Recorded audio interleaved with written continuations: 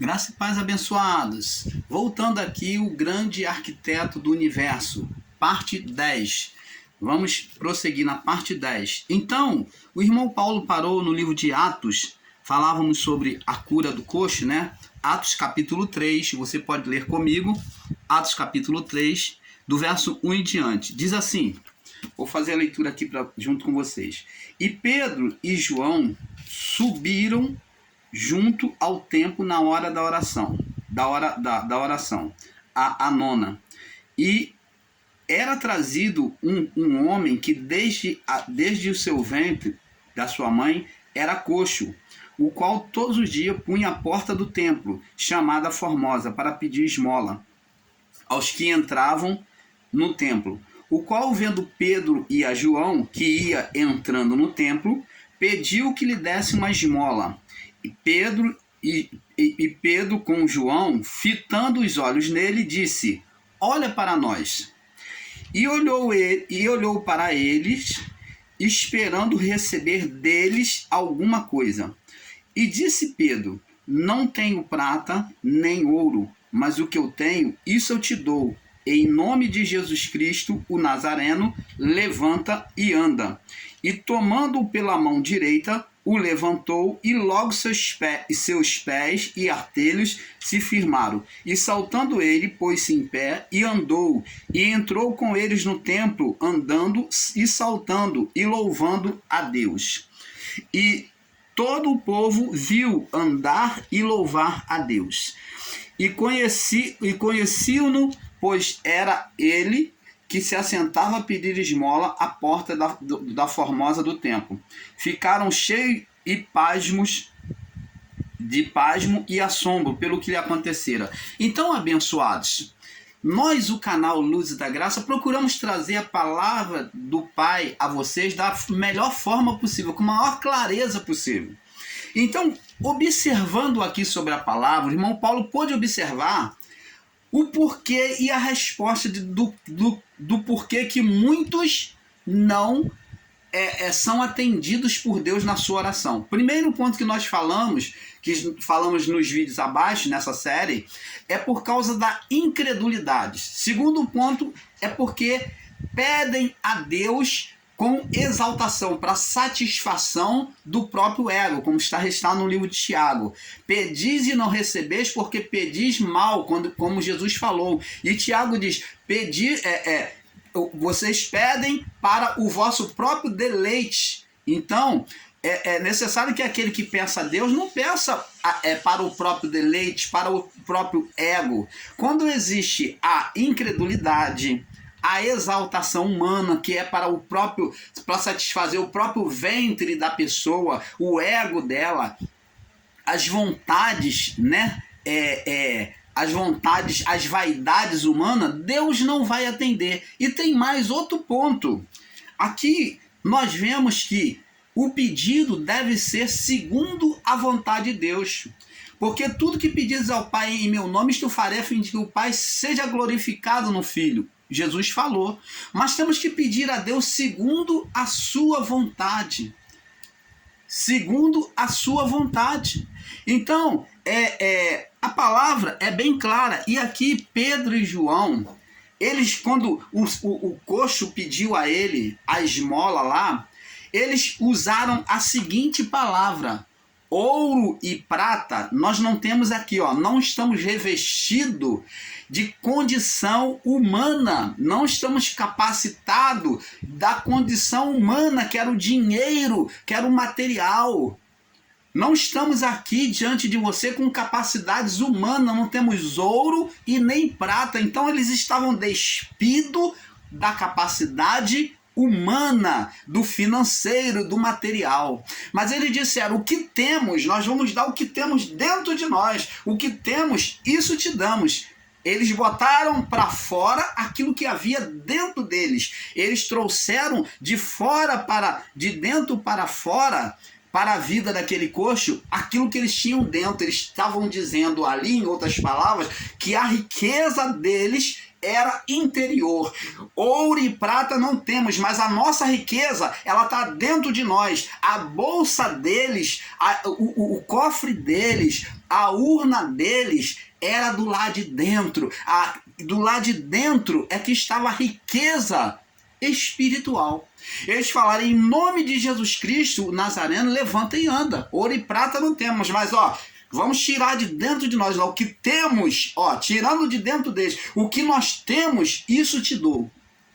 Em nome de Jesus Cristo Nazareno, levanta e anda. E o milagre para a glória de Deus aconteceu. Você está vendo? Quando tiramos de dentro do espiritual, sem vaidade, sem incredulidade, sem exaltação humana, não para satisfazer o nosso próprio ego, essa oração é inevitavelmente atendida. Deus, ele age com o seu poder. Você está entendendo, abençoados? Então, nós, o canal Luzes da Graça, buscamos te trazer com a maior claridade possível para você poder entender. Deus, ele não ficou velho, Deus não muda, Deus não muda.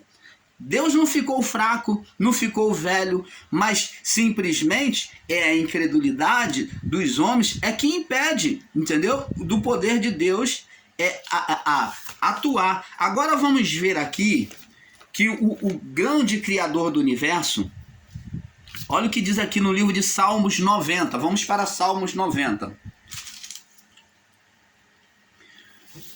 A nossa vida depende dele. Ele formou tudo, porque o homem se baseia a sua vida diante daquilo que ele vê. O homem se tornou materialista. O homem é apegado às coisas físicas. E Deus quer que vivamos aquilo que é a nossa origem, que é espiritual. Deus quer que entendamos isso. Essa sabedoria, esse entendimento tem que entrar dentro dos nossos corações para podermos ver a manifestação de Deus.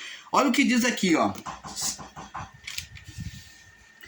Salmo 90, diz assim, vamos ler do verso 1 até o 12, diz assim: Senhor, tu tens sido o nosso refúgio de geração em geração. Então tu tens sido o nosso refúgio. O que é refúgio? O lugar seguro, segurança.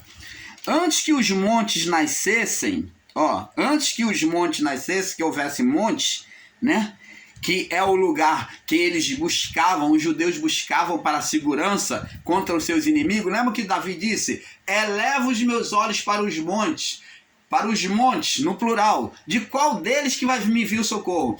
Eleva os meus olhos para os montes. De onde me virá o socorro? E Davi chegou à conclusão de que a salvação dele não viria do monte A, do monte B, do monte Horebe, não. A salvação dele não estava no monte, como muitos irmãos aí vivem se apoiando em monte, idolatrando a subida ao monte. Deus, ele vai te atender se você orar lá em cima? Vai. Como vai te atender se você orar aí embaixo? Se você orar no seu lar. Não é você indo para o templo religioso chamado igreja que é a certeza de que Deus vai te atender.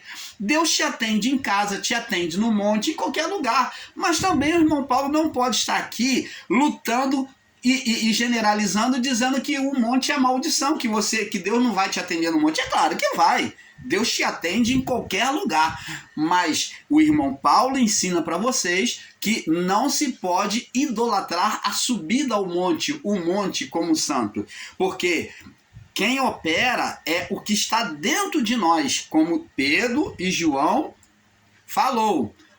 Ouro e prata não tenho, não temos condição humana, física, mas o que temos dentro, isso te damos. Levanta e anda. Então, o poder de Deus reside dentro de cada um de nós. Não é monte, não é igreja, não é templo, não é localidade, não é momento gospel que vai mudar a sua vida. Isso não vai mudar, vai criar uma emoção. Você vai ouvir o louvor, você vai emocionar, você vai alegrar o seu espírito com louvor, com determinado louvor. Você vai se sensibilizar com determinado louvor, vai se quebrantar. Claro! Se a letra da música, com mais a canção, a melodia, vai quebrantar o seu coração e você vai chorar diante de Deus em oração, naquele momento, naquele lugar. Mas isso não muda a sua vida, isso não muda o seu estado. O que vai mudar o seu estado é a sua natureza interior. Quando ela mudar, ela tiver mudado por dentro, ela vai mudar fora da sua vida. Por isso que Jesus ensinou: buscai em primeiro lugar o reino de Deus, que é a habitação de Deus dentro de você. Buscai construir essa cidade de Deus divina dentro de você, solidificar essa cidade. As riquezas têm que ser colocadas lá de dentro. Jesus disse: juntai no tesouro, não juntai tesouro para vós, juntai no interior, né? Não acumuleis tesouro para vós, juntai no reino de Deus, ó, dentro, com atitudes boas. Juntai dentro tesouro, não tesouro no exterior, mas juntai no interior. Quando você acumula isso dentro de você, coisas boas, você está solidificando a sua vida com Deus. E logo, essa natureza interior que você está construindo, ela vai saltar para fora, ela vai brilhar para fora.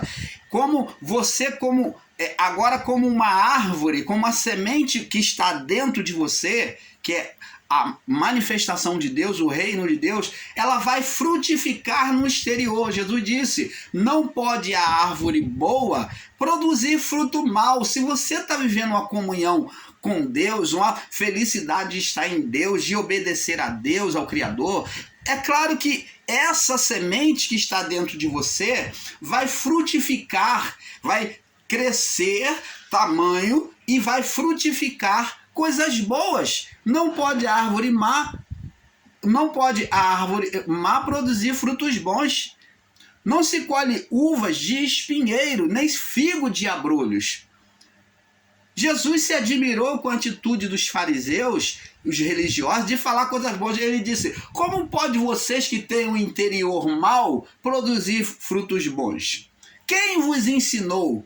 Quem é que ensinou vocês? Jesus se admirou. Por quê? Porque o interior deles era totalmente má, mas que em um determinado momento dos lábios deles saíram confissão boa. E Jesus se admirou com isso. Então, abençoados, quando o nosso interior é bom, toda a nossa vida frutifica para o exterior. A frutificação exterior vem do interior de cada um de nós. Nós vamos colher, vamos mostrar o fruto daquilo que há dentro de nós. Como Paulo diz, porque o fruto do Espírito o fruto no singular, porque é uma semente só, é o amor.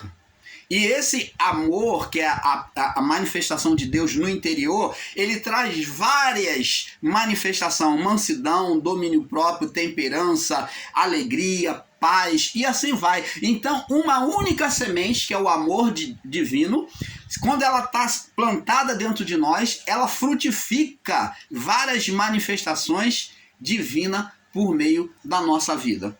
Então, vamos prosseguir aqui no verso aqui. Diz aqui, ó: o Senhor tem sido o nosso refúgio de geração em geração. Antes que os montes nascessem, tu te mostrastes... antes que os montes nascessem, ou que tu formaste a terra e o mundo, antes mesmo de eternidade a eternidade, tu és Deus. Então Deus, ele já existe antes da formação da criação. O arquiteto existe antes da formação da criação. Ele já existe antes, muito, muito antes.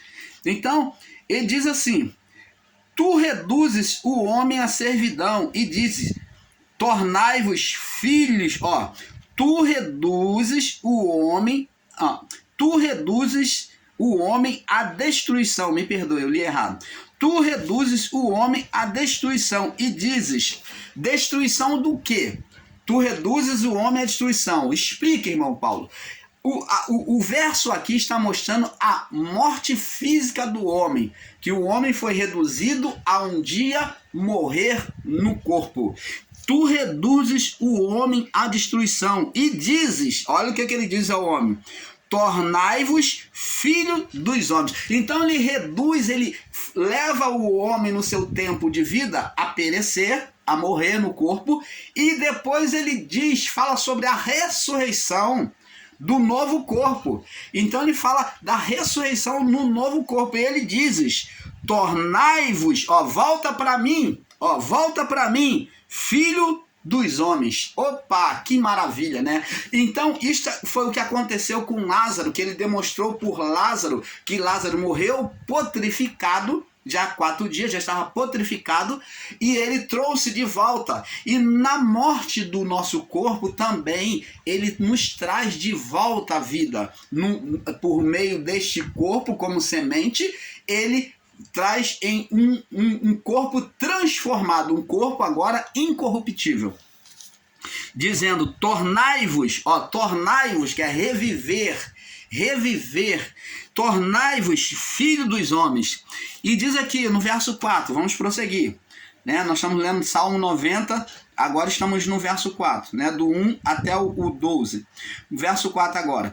Porque 1000 anos, olha só a natureza de Deus, vamos entendendo. O canal Luz da Graça pautadamente vai trazendo revelações a vocês sobre a natureza divina, né? Cada vez, para que você entenda Deus, compreenda cada vez mais perto.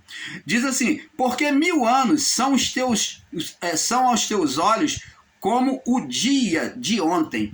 Então, como diz a palavra de Deus diz, no livro de 2 Pedro, no capítulo 3, no verso 8, vamos ver lá, marca aí, segura aí, que nós vamos retornar aí. 2 Pedro, capítulo... 2 Pedro...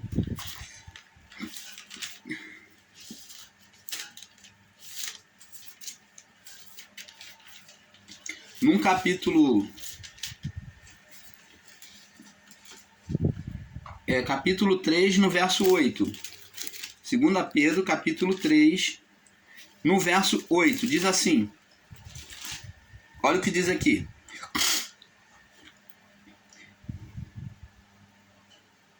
Deixa eu ver. É 2 Pedro. Eu botei aqui.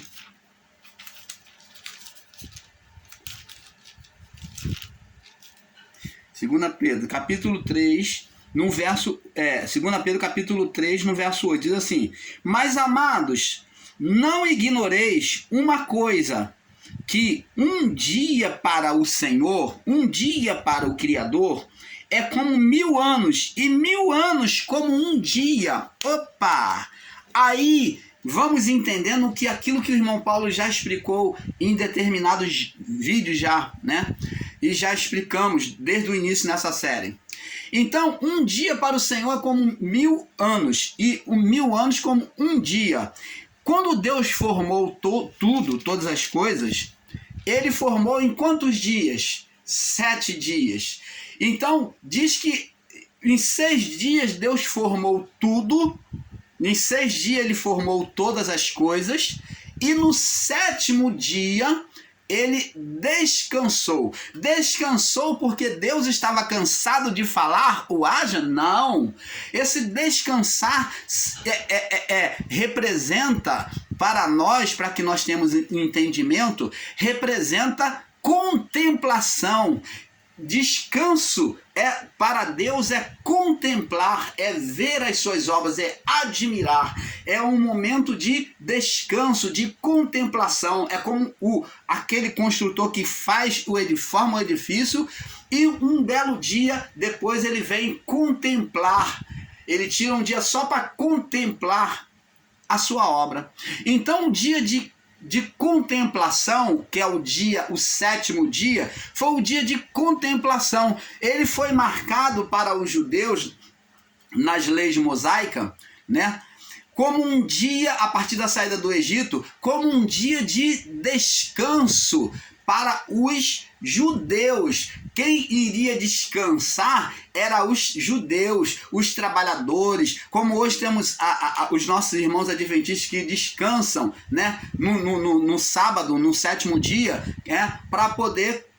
É uma contemplação. Talvez muitos deles estão lá, mas não sabem nem o significado que seja contemplação, que não é só para ficar sem trabalhar, mas era um dia que os judeus eles não faziam serviço nenhum, porque era o dia deles contemplar, glorificar, agradecer a Deus por todos os seus feitos durante aquela semana. Então, como o próprio Deus determinou uma lei de guardar o sábado, que era uma lei de contemplação, de reconhecer a grandeza do Criador. Então eles guardavam para contemplar, para agradecer, para louvar, né? E ver a mão de Deus, naquilo que a mão de Deus agiu em favor deles. E Deus, no sétimo dia, ele guardou, ele contemplou. Nós vamos ver lá no livro de Gênesis, capítulo 1, no verso 31. E viu Deus tudo o que tinha feito,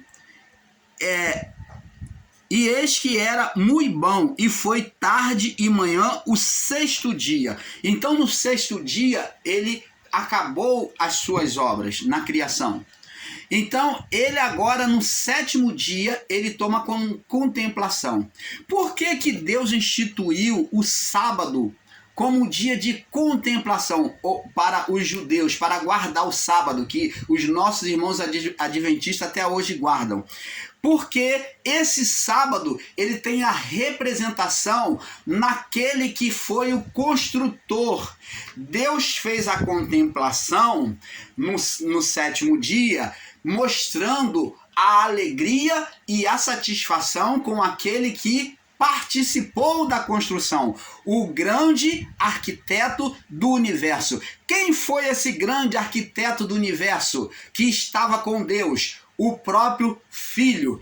O Filho, no início da criação, ele não era conhecido como Jesus. Ele era a própria vontade interior de Deus. É isso que temos que entender. Quando a palavra diz lá no livro de João, capítulo 1, no Evangelho de João, capítulo 1, que diz que no princípio era o Verbo estava com Deus, o Verbo era Deus. O Verbo se fez carne e habitou entre os homens. Então, está falando do Verbo que é a palavra. Jesus, ele era conhecido antes de receber o nome Jesus, que é o nome do Deus encarnado.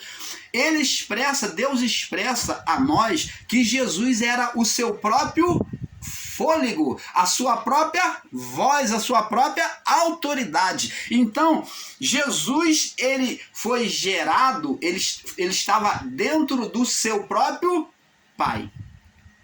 Ele foi gerado dentro do seu próprio Pai. Então, por isso que ele diz, quem vê a mim, vê o Pai, porque eu e o Pai somos um. Jesus é a voz, Jesus é a palavra. Quando Deus falou, haja, quem agiu e formou tudo foi o próprio Filho. Só que ele era conhecido como a palavra, o haja, o verbo. Por isso que João entendeu essa revelação, né? No Evangelho de João, ele entendeu a revelação e ele revelou que no princípio era o verbo, era a palavra ou a voz de Deus, o interior que saiu do interior, que foi gerada, que saiu do interior, que foi gerada do interior. No princípio era o verbo estava com Deus e o verbo era Deus. O verbo se fez carne e habitou entre os homens. Ora, esse verbo, essa voz, é que foi o grande arquiteto. Quando diz lá no livro de Provérbios sobre a sabedoria, né? Acho que é Provérbio 8, né? Que é sobre a sabedoria, e ele diz, a sabedoria diz que ela foi o grande arquiteto, que ela estava com Deus no início da criação, que tudo foi feito por meio dela. Quem é essa sabedoria dita? É a voz ou a palavra do próprio Criador, que é o próprio, que nós conhecemos hoje como o próprio Cristo. Antes ele era a palavra, a voz, o verbo de Deus, o haja de Deus. Então essa sabedoria, essa voz, essa palavra, esse verbo, é que foi o grande arquiteto do universo. Quem foi? Hoje conhecemos como o Cristo. Ele foi conhecido como Jesus para nós e agora foi dado o nome dele como Jesus de forma humana, encarnado, e agora é o Cristo. Então, esse verbo, essa voz, essa palavra é que construiu tudo. Agora, para você entender um pouco mais, meu irmão, minha irmã, uma certa feita Jesus disse: as minhas palavras, ele agora vem se colocar como o próprio, ele vem demonstrar a sua natureza como o próprio Pai. Presta atenção. Ele diz: as minhas palavras, ó, o que sai de dentro de mim, o verbo que sai de dentro de mim, são espírito e verdade. Opa, agora ele como Pai nos céus, ele vem demonstrar o seu estado, o mesmo estado do Pai nos céus, ele vem demonstrar aqui na terra. Ele diz: as minhas palavras são espírito e verdade. Opa, ele está demonstrando que o que sai de dentro dele, o verbo, a palavra, a voz, é vida. Ela construía, ela edificava, ela transformava, como na criação do mundo. E é isto que, quando nós recebemos a palavra do Pai, é feito dentro de nós. Quando nós abraçamos a palavra do Pai, do Criador, ela transforma o nosso interior. Nosso interior é o mundo criado por Deus. Aí vamos entender porque Paulo falou que ele nos fez assentar em lugares celestiais em Cristo Jesus. Ora, como é que pode eu estar aqui, você está aí onde você está, meu irmão, minha irmã, e você está sentado nos céus? Opa, uma grande loucura se formos tentar entender de forma literal e racional. Se nós estamos aqui, como é que nós estamos sentados lá nos céus, nos lugares celestiais? Se nós nem morremos ainda. Mas quando Paulo diz isso, Paulo está falando sobre a mudança interior, ou a criação, a formação interior que Deus, por meio da palavra, faz dentro de nós. Uma criação, um mundo espiritual, tornando o nosso interior o quê? O seu reino, a sua propriedade. Você está entendendo, amado? Canal Luzes da Graça, cada vez mais perto da verdade do Pai. Então, a gente vai buscando nos aproximar da verdade cada vez mais pautadamente. Vamos nos aproximando da verdade, da palavra. Então, abençoados, é isso que temos que entender. O Pai revelou-se por meio do Filho. Então, quando a palavra diz lá no livro de Gênesis 1, 26... Deus fala, façamos o homem, é a participação de Deus falando consigo mesmo, com o seu interior, com o Filho e os anjos participando. Então, quando Deus ele abre o Criador, ele abre os seus lábios, ele no seu desejo interior, que é o próprio Cristo, aquele que nós conhecemos como o próprio verbo, como a própria palavra, como a própria sabedoria de Deus. Então, quando Deus ele fala na sua palavra, ele então agora está soltando para fora, e o arquiteto, a palavra, o verbo, vem formar a criação. Esse verbo foi conhecido, encarnado como Jesus, e agora ele vem ser conhecido como o Cristo, que depois seria conhecido como Cristo. Ele teria que cumpriu o propósito. Ele cumpriu. Ele veio com a missão de ser o Cristo, o restaurador de todas as coisas. Então conhecemos ele como Cristo. E ele agora é conhecido como Rei dos Reis. Então você está vendo aqui? Agora vamos prosseguir aqui. Vamos entender que um dia para Deus é como 1000 anos. E 1000 anos como um dia. Preste atenção. Deus, ao 7º dia, não do homem, não o dia Cronos, aqui nós já tivemos alguns equívocos de ensinar que até o 4º ou 5º dia foi dia de Deus e o restante foi quando Deus fez o sol e que começou a marcar o Cronos. Não. O irmão Paulo cometeu esse equívoco e já corrigiu aqui neste vídeo, né, nessa série, mostrando para vocês que os 7 dias são dias espirituais, dia de Deus, dias celestiais. Então, esses 7 dias são dias de Deus, que são diferentes dos dias humanos. Agora, vamos observando. E diz aqui, ó, no Salmo 90, verso 4, diz aqui, vamos prosseguir na leitura. Porque 1000 anos são os teus olhos como um dia, ó, como o dia de ontem, ó, que passou, e como a vigília da noite. Então, a vida do homem aqui, nós vemos que é tão repentina. Um dia do homem é 24 horas. O ano para o homem é 360 dias e 6 horas. O nosso ano, um ano para o homem é 360 dias e 6 horas. Já a vida dos animais, você já observou que os animais, eles vivem muito menos que os homens. Existem animais aí, o cachorro, né, dura no máximo 15 anos de vida. Né, o gato dura a mesma coisa, um pouco menos ou mais. Os insetos, tem insetos que só dura 24 horas e se durar muito é 2, 3 dias no máximo. E a vida do homem, o homem vive numa faixa de 70, no máximo, né, hoje, no máximo 110 anos. O homem não passa disso, 110 anos. Então, abençoados, agora, vamos observar o verso 5. Tu os leva, olha, falando agora sobre a vida do homem.